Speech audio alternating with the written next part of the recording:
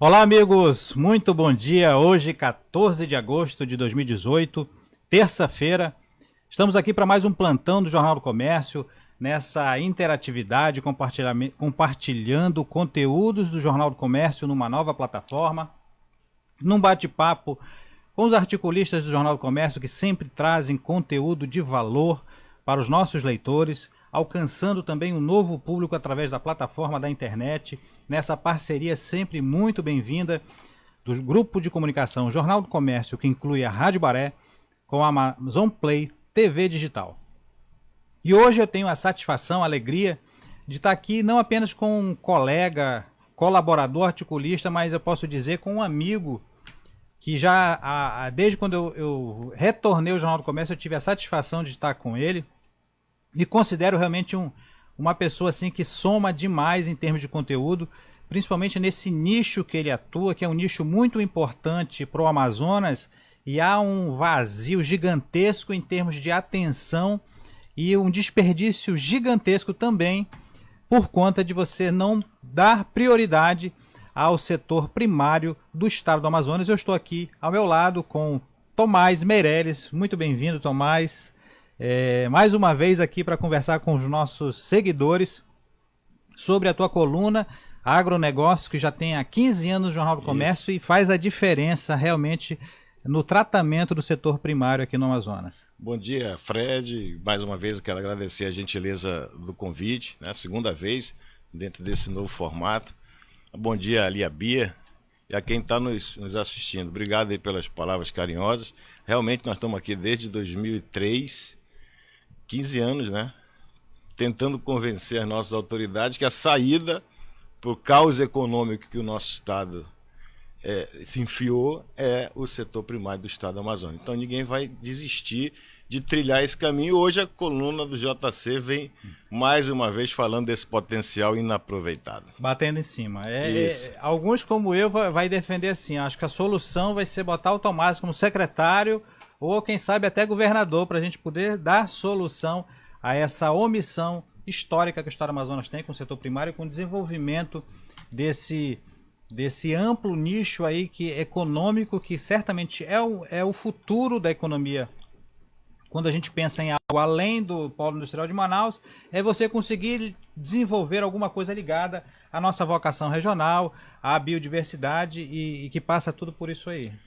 Aí você falou que já está até me indicando como secretário de Estado, mas eu quero te dizer, Fred, que o problema do setor primário ele nem está tanto na Secretaria de Estado. O problema do setor primário está, como eu sempre chamo, na compensa. Nos nossos últimos governadores. Você não observa neles esse carinho, essa atenção, esse foco nas nossas potencialidades. E o símbolo do descaso, tem vários, né? Mas o símbolo chama-se Centro de Biotecnologia da Amazônia. Perfeito. Há 14 anos que você não consegue um CNPJ, isso é brincadeira, né? É vergonhoso, né? Mesmo no Brasil, no país da burocracia, ainda é vergonhoso. Agora, a gente vai ter muito que conversar aí sobre o setor primário. Eu quero só apenas ajudar o nosso seguidor que está saindo de casa agora. Espere um pouco. A gente tem ainda um bate-papo aqui com o Tomás que é importante, ou então acompanhe pelo celular. Mas eu queria colocar o Climatempo. É o Climatempo, Bia, ou vai ser o Google? O Google. Então vamos para o Google Tempo. O que o tempo nos reserva para o dia de hoje? Olha aí. Isso é Manaus mesmo? 28 graus? Então o Google está mostrando aí umidade em torno de 81%. Realmente o clima tem ficado um pouco mais agradável. Hoje está bom. Não está tão quente. Não está tão quente. E até eu vi ontem o Climatempo estava dizendo que hoje há possibilidade grande de chuva, né? Vamos ver se hoje realmente à tarde, pela noite, se cai uma chuvinha por conta dessa mudança aí do mormaço, do super quente para o quentíssimo. Eu né? vi lá, apareceu um percentual de 12% de chuva. De chuva. Eu acho que vem. Então, hoje, dia 14 de agosto de 2018, é o dia do cardiologista. E o Tomás até me deu uma dica da gente fazer uma referência a um cardiologista daqui de Manaus. Dr. Carlos Augusto, do Pronto-Socorro. Carlos Augusto. Então, em nome do Dr. Carlos Augusto, a gente estende esse grande abraço, essa referência aí, ó, aos cardiologistas aqui da cidade de Manaus, e não apenas de Manaus, porque a gente sabe que tem seguidores no resto do Brasil e até do mundo.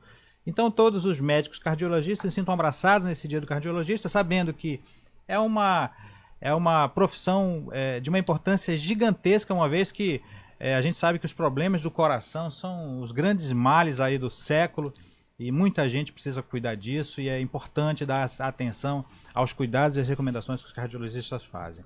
Hoje também na história, em 1900, eu vou ter que fazer uma cola aqui porque eu não me preparei, olha aí. Quando a gente não se prepara, a gente tem que colar.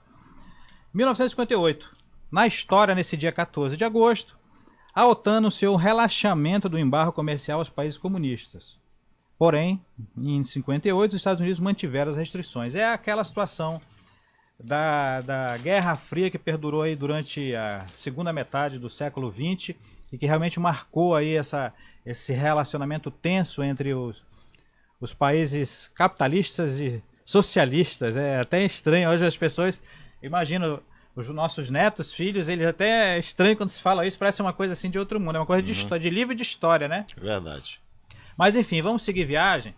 E agora vamos entrar aqui no nosso artigo. Bia, tu separou aí o artigo na página A4 do Tomás, que foi publicado hoje. Um artigo que, mais uma vez, o Tomás consegue mostrar os bastidores do que acontece no setor primário aqui no estado do Amazonas. O Tomás, ele tem acento, ele consegue estar sempre na frente e é muito importante.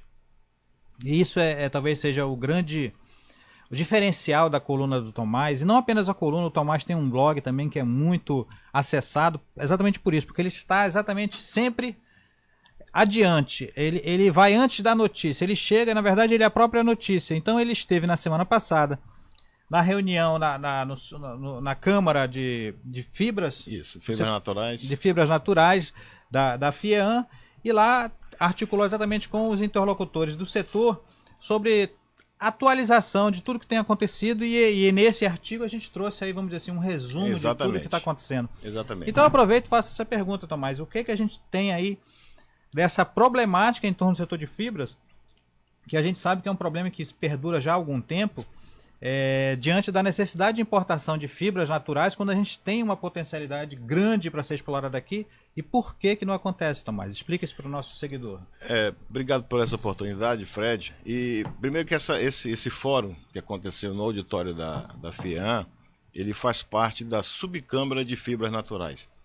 Ele é coordenado pela Secretaria de Planejamento e contamos lá com a presença do secretário de Planejamento para discutir tudo que envolve a cadeia produtiva de fibra de malva e juta. Porque hoje se produz muito mais malva do que juta. E lá tinham empresários do Pará, você tinha técnicos e especialistas no assunto, meu ex-colega de Conab, Ivo Naves, um encontro bem prestigiado, e que eu relato na coluna de hoje, do JC, do nosso JC, eu já inicio lamentando a ausência do secretário de produção, do secretário de meio ambiente, porque é uma atividade sustentável, lamentando a ausência do próprio governador do estado, do presidente da ADS, porque esse assunto tem uma ligação direta com isso. E por que essas ausências que foram notadas lá no encontro, por que a gente notou, não ficou satisfeito com isso? Porque o nosso JC é um jornal econômico, né? Tem um viés fortíssimo econômico, e voltado para o polo industrial de Manaus, é um jornal de economia, e a gente sabe e acompanha as notícias do JC, a necessidade da gente colocar esse interior recursos, tendo fibras lá de Bangladesh, 10 mil toneladas, esse ano já algo em torno de 4 mil toneladas, mas nós necessitaríamos de umas 10 mil toneladas para poder rodar essas duas indústrias. 10 mil toneladas, nós teríamos entre 40 e 50 milhões injetados em Manacapuru, em Parintins, Itacoatiara, Anamã, Uri, nos municípios que têm esse potencial. Então essa reunião foi para resgatar um pouco, não deixar morrer essa atividade. Agora, um detalhe, eu tive 35 anos de Conab, hoje eu estou afastado, estou aposentado, mas sempre, como você falou, sempre ligado naquilo que é a nossa paixão. Eu já fui lá no interior de Manacapuru conversar com o Juticultor, Fred, porque eu acho o seguinte, que não é qualquer gestor, não fui eu enquanto gestor, não vai ser nenhum secretário de produção, nenhum governador, nenhum especialista que vai dizer que essa atividade tem que acabar. Eu acho que quem tem que dizer que ela tem que acabar é o Juticultor. E você, quando ouve isso lá no campo, você ouve diferente. Ele diz que ele quer continuar, lógico que tem problema, ele quer continuar na atividade, e eu perguntei, mas por que você quer continuar na atividade que você fica dentro d'água? Eu disse, não, essa é a atividade que mais me gera renda no ano. Eu tiro algo de 4, de 5, de 6, de 7 mil, não tem outra atividade. E aí outra coisa, ele disse para mim, esqueci o nome do Juticultor, ele disse, tem outra coisa, Tomás, essa é um produto que não é perecível. Eu sei que a tua ainda disse assim, eu sei que tem uns órgãos governamentais que compram mamão, que compram abóbora, que compram melancia, que nos ajudam muito, mas são produtos perecíveis. Se não tivesse, eu não consigo esperar muito. Com a fibra eu consigo esperar. Então, já teve secretário que quis transformar juticultor em piscicultor, isso é um absurdo, né? Então a gente tem que continuar apoiando. Aí, graças a Deus, nós temos a Federação da Agricultura, do Buni Lourenço, presidente da federação, que é presidente da Câmara Setorial Nacional de Fibras Naturais. Quer dizer, nós temos um amazonense na Câmara, na presidência da Câmara Nacional de Fibras Naturais.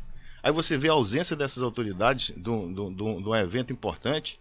Pô, então, aí nós temos o Sebastião Guerreiro, presidente do Sindicato das Indústrias de Fiação e Tecelagem, lutando.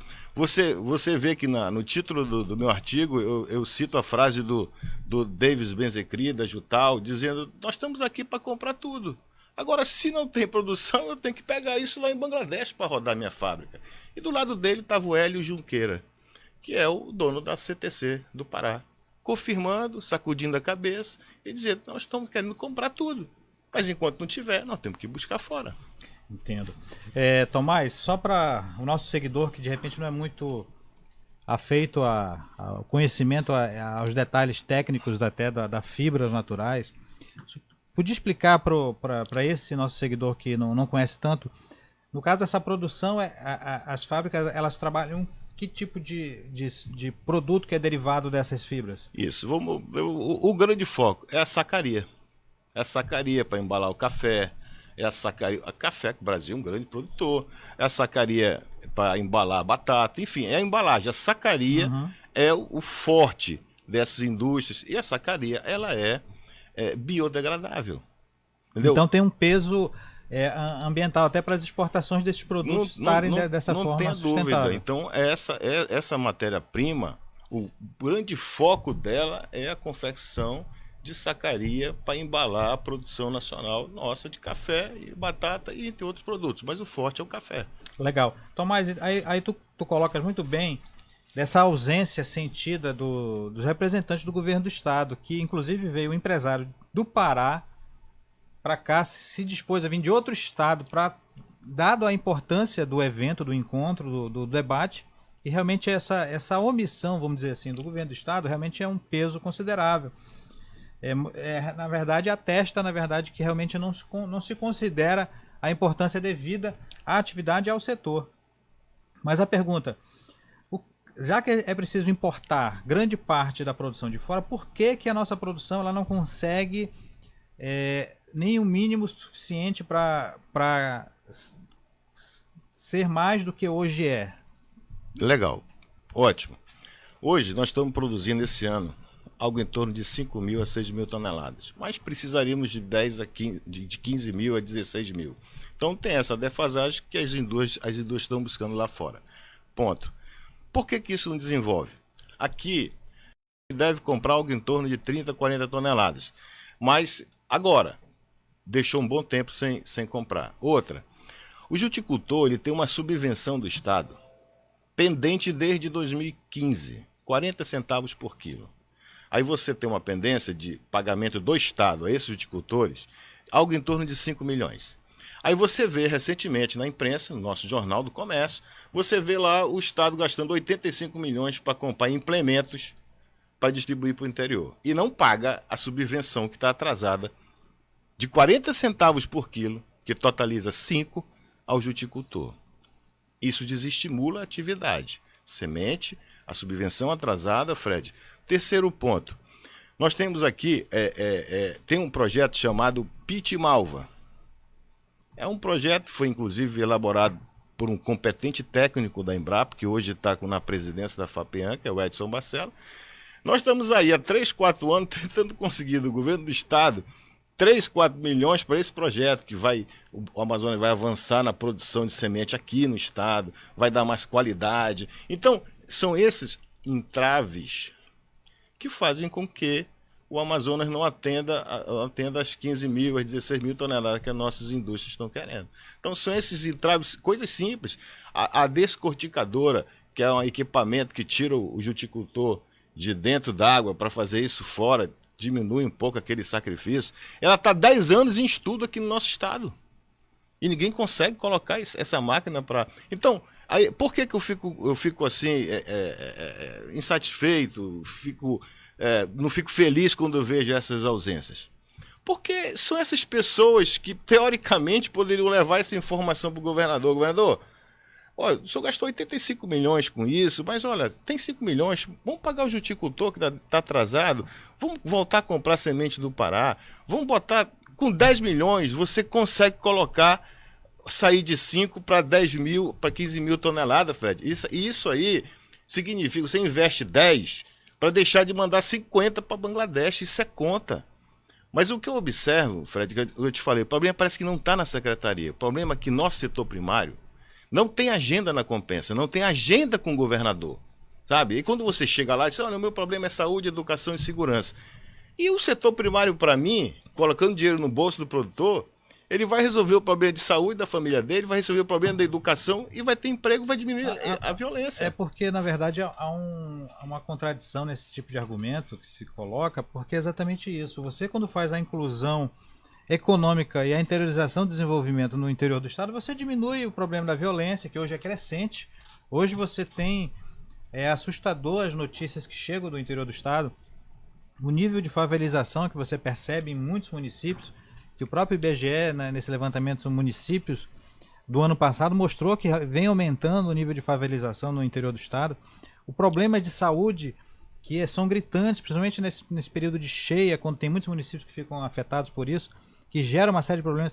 Certamente, com a economia aquecida no interior do estado e como você está colocando muito bem, Tomás, 50 milhões? 50 milhões. 50 milhões são 50 milhões, não são 5 mil reais, é 50 milhões que a gente está deixando de gerar no nosso estado. Isso. Exatamente, diminuindo os outros problemas, mas parece assim que os governos ainda estão acostumados e querem se beneficiando de apagar incêndio. Eles não querem construir uma pauta que seja assertiva, de maneira que você consiga sedimentar uma base econômica e que não precise ficar apagando incêndio na base da educação, da segurança e da saúde. É complicado. É o que eu disse. Dinheiro no bolso do produtor, dinheiro no bolso de quem está no interior. Nós vamos resolver o problema, amenizar o problema de saúde, educação e de insegurança.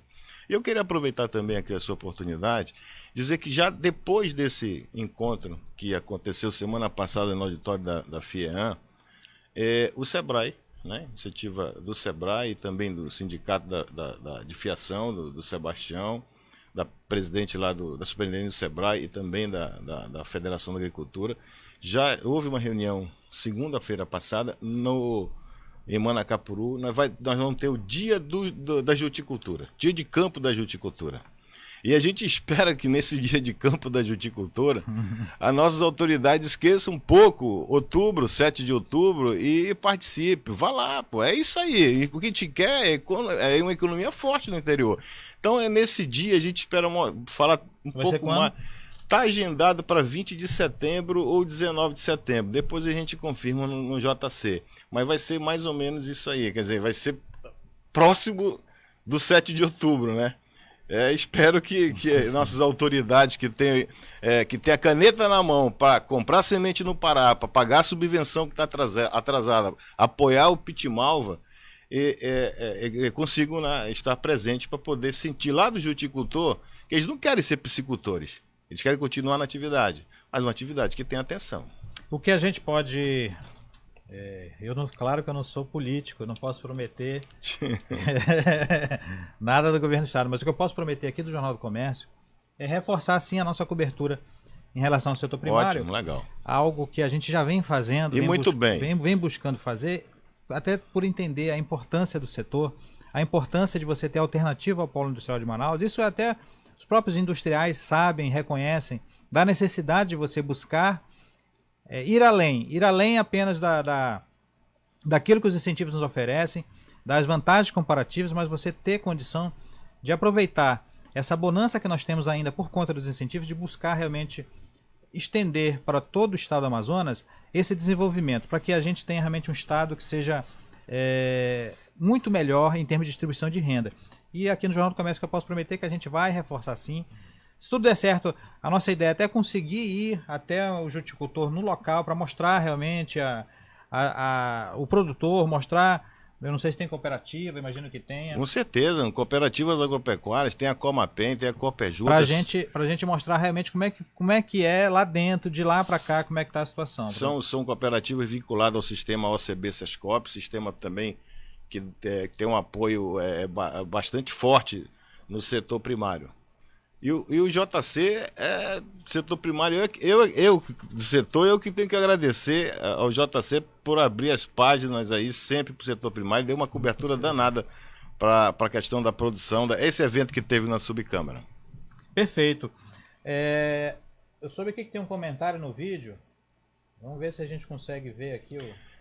Enquanto você puxa esse comentário, Fred, eu quero lembrar também que foi 2 anos atrás, 2016, a UFAM, a nossa universidade, com a professora Albejameire, professor Henrique, eles fizeram um workshop, o NUSEC da UFAM, fez um workshop sobre fibra de Juta-e-Malva, muito interessante. Do final desse workshop, nasceu um documento que foi entregue ao governador e às autoridades ligadas ao setor. Lá tá tudo o que tem que ser feito. Só que esse relatório tem o quê? 2 anos. E você não viu que não houve evolução nenhuma. Tudo que eu disse aqui está lá naquele relatório. E feito pela academia, sabe, com pessoas assim dedicadas. Eu também participei, fiz uma apresentação.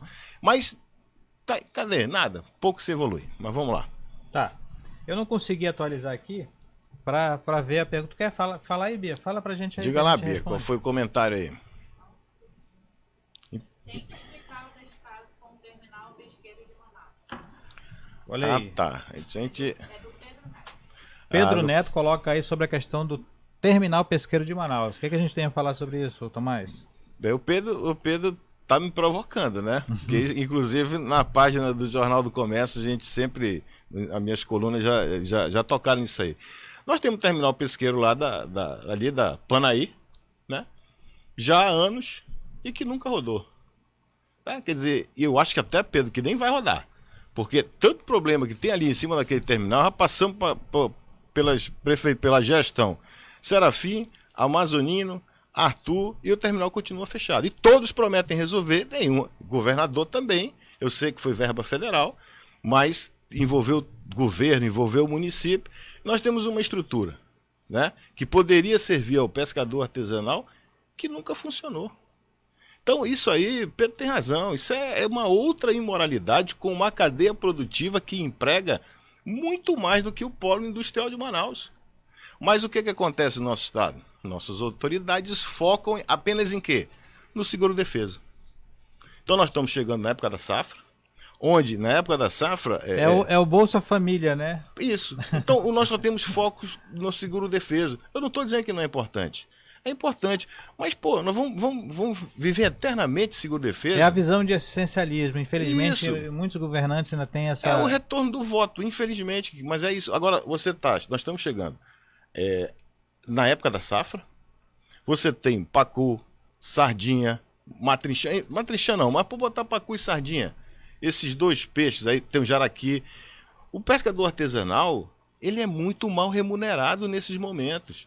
E vai continuar sendo, porque nenhum instrumento de compra pública pode comprar ele chegando na canoa, em qualquer porto de Manaus. Esse peixe tem que entrar no frigorífico, que deveria ser o terminal pesqueiro, ser lavado, congelado e adquirido pelos instrumentos que existem de compras públicas, mas isso não pode ser feito. Então, o Pedro tem razão. E eu acho, Pedro, que infelizmente não vejo como resolver tão cedo esse problema que envolve o nosso terminal em função de diversos problemas, de estrutura, de terreno, de área, enfim, é complexa a coisa. E vontade política. E vontade política de resolver. E outra, nós temos um outro frigorífico na Betânia, que é do governo do estado, que é uma outra estrutura, que agora recentemente voltou para o estado administrar, que tanto o terminal da Panail, terminal pesqueiro, e esse frigorífico que está lá na Betânia, que é do estado, eles precisam ficar à disposição do pescador artesanal e do piscicultor, porque a piscicultura vem avançando no nosso estado, a gente já nota dificuldades de comercialização. Recebi um WhatsApp de um produtor aqui no Manaquiri, que tinha 2 toneladas de tambaqui de viveiro para vender e estava com maior dificuldade. Então, essas duas estruturas, elas precisam atender, servir ao pescador artesanal, para que ele não seja mal remunerado nas épocas de safra, e atender o pequeno piscicultor no beneficiamento dessa produção, e a partir daí o direcionamento para a PAA, para a PENAI, para a PREME, para a compra institucional, que é Exército, Marinha Aeronáutica. Nós temos que fazer isso. Assim como a fibra tem a nossa cara, o Pedro tem razão. O peixe, o pescado tem a nossa cara. É uma vergonha a gente ter que importar tambaqui. Pois é, aí o que acontece diante desse descaso? Nós temos que buscar alternativa em outro estado. E aí vem entrando também tambaqui de outro estado. Legal, Tomás, a gente tem muito a conversar sobre o tema. Acredito que a gente volte aqui. Com certeza. Para o momento do setor primário.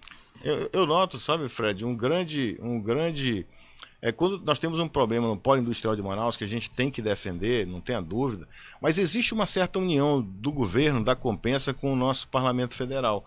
Mas quando o assunto é setor primário, são ações isoladas de um ou de outro em defesa disso aí. Nós temos duas propostas tramitando em Brasília, que eu fui ver meu lembrete aqui, que eu não poderia deixar de citar, que nós estamos lutando há anos para substituição do saco de plástico no estoque do governo federal de alimento, substituir o saco de plástico por sacaria de fibras biodegradáveis. Aí entraria a nossa de juta e malva. Mas é uma luta que é biodegradável, é uma luta é sustentável, que preserva o meio ambiente, que eu não vejo os ambientalistas, eu não vejo as ONGs que defendem a floresta em pé defender a troca de saco de plástico por sacaria de fibra. Eu vejo quem defender? Eu vejo a Federação da Agricultura defender, eu vejo a FETAGRE defender, eu vejo a OCB defender, mas não vejo alguns parlamentares do governo federal isolados. Eu vejo a deputada Conceição Sampaio fazendo alguma coisa, defendendo inclusive a inclusão do pirarucu nessa política de preço mínimo, vejo o deputado Átila fazendo alguma coisa, o senador Eduardo alguma coisa, mas não vejo a união deles em torno desses temas. Só vejo a união quando envolve o polo industrial de Manaus. Repito, é importante, mas nós temos muitas potencialidades que precisam ser aproveitadas. Certamente. Olha, fica o recado. Certamente eu acredito que tanto o governo do estado quanto a própria nossa bancada que esteja vendo esse nosso programa aqui, essa nossa live, e depois também no perfil do Facebook, na página do Facebook da Amazon Play Digital, certamente tem umas dicas aí muito importantes para você realmente abrir a mente e ampliar os horizontes do teu olhar sobre a questão da importância do setor primário aqui no estado do Amazonas. Como diz os internautas das redes sociais, fica a dica. Essa é a nossa dica aqui do Tomás, é a dica do Jornal do Comércio, é a dica de todos aqueles que estão lutando pelo desenvolvimento do estado, buscando uma economia sustentável, que a gente possa fugir um pouco da dependência exclusiva dos incentivos fiscais e das canetadas em Brasília. Agora, Bia, vamos botar a página do Jornal do Comércio da edição de hoje, fazer um breve passeio aí sobre o que o Jornal do Comércio está trazendo aos leitores. Aqueles que não têm acesso ao jornal impresso, podem acessar o nosso portal no jcam.com.br. Certamente muitas das nossas notícias estão lá para alcançar esse público que não acessa ao nosso jornal impresso. A manchete de hoje é: Polo Industrial de Manaus vive recuperação pós-crise. A gente aproveitou o Dia do Economista, que foi ontem, que eu não estive aqui, mas eu já faço essa referência também aos economistas, uma vez que o nosso jornal é de economia, a gente tem realmente um público muito grande de economistas que nos dão esse prazer de acompanhar o jornal, acompanhar a gente também nas redes sociais e também no portal. Deixar esse abraço aí a todos os economistas de Manaus, todos os economistas que nos acompanham, e aproveitamos esse momento para um bate-papo aí com o presidente do Corecon, o Francisco Mourão Júnior, exatamente para falar sobre esse momento que estamos vivendo, fazer uma leitura, e é uma leitura muito interessante que ele fez com relação a esse momento de recuperação, que é um momento importante, daquele momento da saída daquela crise de recessão que foi pesada, que afetou todos os setores. Mas o interessante de destacar é que um elemento a gente não tem conseguido recuperar, que é o emprego. O emprego está sendo realmente complicado no Polo Industrial de Manaus, daquele nível de 120 mil empregos diretos. Você hoje está com 87 mil há bastante tempo, e mesmo com essa recuperação lenta, mas que vem acontecendo, os empregos parece que com as mudanças tecnológicas e também algumas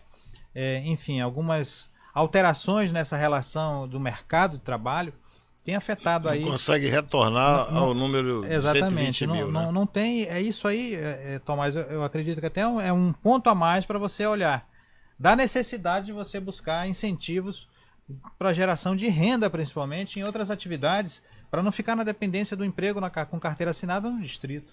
Dizem que a pesca artesanal envolve mais de 100 mil pessoas, né?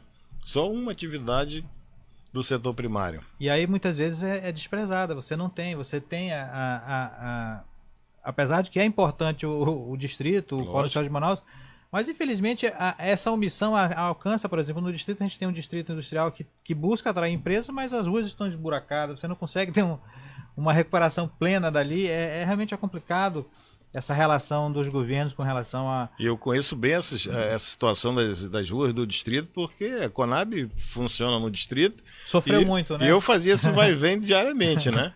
Exatamente. Vamos passar para a matéria do caderno B1, que é a Empreendendo com Kefir no Amazonas. Uma empreendedora, essa foto de baixo, Bia, baixa aí a página, que é uma nutricionista, a Camila Castelo Branco, que começou a trabalhar com... Tu conheces o kefir? Não, eu li hoje em casa, antes de vir para cá, eu vi essa matéria, até reservei para ler com atenção, porque eu achei interessante. Exatamente, eu achei também bastante interessante. Eu não conhecia o kefir, ainda não provei, espero um dia provar, e ela empreendeu a Eva Fermentados para trabalhar com iogurte, trabalhar com leite fermentado, com outros produtos aí. Muito interessante, e fica a dica aí para você que quiser conhecer um pouco mais sobre o kefir. Buscar informação, você pode acessar no nosso portal, que a matéria já está lá, ou aqui nas páginas do Jornal do Comércio, que tem um contato da nutricionista com a sua empresa também. Eu acredito até, Fred, que eu acho que ela deve estar usando algum produto regional. Eu não li a matéria, vou ler com atenção, e se assim for, vou divulgar lá no blog Tomás Rural. Legal, ótimo. Inclusive fica a dica também do blog do Tomás, para quem quiser estar sempre na frente das informações do setor primário do estado do Amazonas, eu indico e recomendo o blog do Tomás.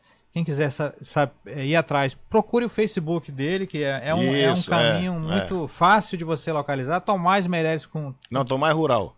Tomás Rural. Meu sobrenome agora já virou Tomás. Já virou Tomás Rural. Rural, isso. Muito de acordo. Então procure lá, jogue no Facebook, jogue no Google Tomás Rural, que você vai ser encaminhado certamente para o blog dele ou para o Facebook, onde terão informações certamente em primeira mão aí do setor primário do Amazonas. Vamos continuar aqui. A matéria de baixo na capa mesmo, Bia. A gente tem uma matéria, uma informação do Ministério que é do MIDIC, do ministro, falando sobre a questão da remuneração do trabalhador da indústria 4.0, que seria uma remuneração melhor. O problema é que você não consegue capacitar a gente, muitas vezes, nem para o básico, ainda mais para a indústria 4.0. Isso é o que eu mais ouço, essa questão de capacitação, de qualificação da mão de obra. E acaba que você diante disso, você acaba tendo que importar mão de obra muitas vezes, porque você não tem para o desenvolvimento aqui. Isso é uma situação triste, infelizmente, que você não tem um link que você possa trabalhar junto às entidades que trabalham nessa formação para dar essa qualificação de uma maneira acessível, porque muitas vezes você não tem como despender um dinheiro para um investimento para um curso, para algo que te capacite. E a gente vê aí uma série de jovens, hoje a gente tem um grande problema que é a inclusão do jovem no mercado de trabalho, o crescimento dessa geração chamada nem que nem estuda nem trabalha por conta até mesmo desse desencanto em razão da dificuldade do mercado de trabalho. E é uma situação triste e você não tem um estímulo talvez para incluir esses jovens aí, uma vez que E isso aí, Fred, de novo, né, trazendo para o ramo que eu trabalho há muito tempo, já não existe. Nós temos aí o IFAM formando técnico agrícola, nós temos agrônomos aí, aqui no estado, com um grande problema de mão de obra. Então, quer dizer, se a gente fortalecer a questão do setor primário, das atividades do setor primário, nós já temos uma mão de obra qualificada para atender essa demanda. Felizmente nós vamos ter o concurso do IDAM aí, com 300 e tantas vagas, mais da DAF, que vai absorver. Nós temos o IFAM formando em agroecologia. Então nós temos essa mão de obra qualificada que às vezes o Distrito Industrial de Manaus pede e não tem. No setor primário nós temos, mas está faltando criar esses empregos. Espaço para que eles possam poder aproveitar esse pessoal. Exatamente. Pô, legal. Então esse foi mais ou menos um resumo aí do conteúdo do Jornal do Comércio da edição de hoje. Também foi um bate-papo aqui muito instrutivo com o Tomás sobre o setor primário. E não apenas, mas falando também sobre o desenvolvimento, a interiorização do desenvolvimento no interior do Amazonas. E a gente volta outro dia, acredito até que na próxima terça, a gente pode até já deixar marcado aí, Bia. Tranquilo. Para voltar com o Tomás, com um novo artigo dele, para a gente comentar e dar um desdobramento aí. Para aqueles que nos acompanham, já fica até marcado aí. Quem gosta do setor primário, quem procura ampliar esse debate, estamos aí. A Amazon Play TV Digital, o Grupo de Comunicação Jornal do Comércio, Rádio Baré. Estamos aqui dando um espaço para que a gente consiga ampliar. E você que nos segue, que nos acompanha, participe aí através do Facebook da Amazon Play TV Digital. Também tem um WhatsApp, que é o 98415-2544. Participe, nos ajude a ampliar esse debate, essa discussão, que a gente consiga ter uma voz cada vez maior para chegar até os ouvidos das autoridades e conseguir realmente o êxito que nós pretendemos, que é o desenvolvimento do Estado, que é o crescimento da economia, que é realmente aumentar a geração de renda, aumentar o emprego, aumentar o aproveitamento desses formandos aí dos cursos técnicos e que a gente consiga realmente melhorar no final das contas, a condição social dos moradores aqui do estado do Amazonas. Esse foi o nosso plantão do Jornal do Comércio de hoje, agradecendo os trabalhos técnicos de Beatriz Rocha. Lembrando que toda segunda, quarta e sexta temos o programa 2018, o ano da transformação, com um bate-papo com algum candidato nessas eleições, expondo aqui seus pontos de vista, seus projetos, suas ideias aí para essas eleições, que começam agora já. Então, a véspera, amanhã é o último dia já para 16 já começar o período de campanha. Aí começa a corrida aí pelo coração e pela mente aí dos eleitores que vão estar disponíveis aí para apresentar, para credenciar alguém aí aos cargos eletivos nessas eleições no dia 7 de outubro. Então é isso, agradeço mais uma vez ao Tomás. Eu que agradeço. Tá. Amanhã, às 16 horas, nós já temos marcado o hoje deputado federal que busca a reeleição, Paulderney Avelino. É importante, vai ter muita coisa legal para a gente conversar com ele, uma vez que ele é talvez uma das vozes em defesa da Zona Franca de Manaus, que está atento a essa questão da reforma tributária que tramita e realmente traz preocupação aqui ao Polo Industrial de Manaus por conta das mudanças que podem afetar a nossa cesta de incentivos fiscais. Mas enfim, isso é um papo para conversa com o Paulderney e está marcado para amanhã, quarta-feira, às 16 horas, aqui mesmo, na página do Facebook da Amazon Play TV Digital, com a participação minha e do Oswaldo Lopes, que hoje não pôde estar aqui, mas estou aqui representando aqui essa parceria da Amazon Play com o Grupo de Comunicação Jornal do Comércio. Então é isso, fiquem todos com Deus e até a próxima.